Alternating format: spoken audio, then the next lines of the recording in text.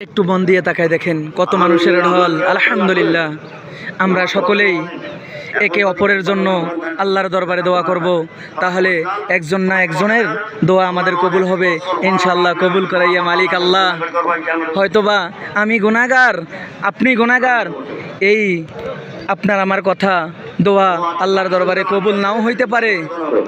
আমরা সকলেই একে অপরের জন্য আল্লাহর দরবারে দোয়া করব, সকলকেই যেন আল্লাহ পাক আমাদেরকে দুনিয়া এবং আখিরাতে কল্যাণ দান করেন।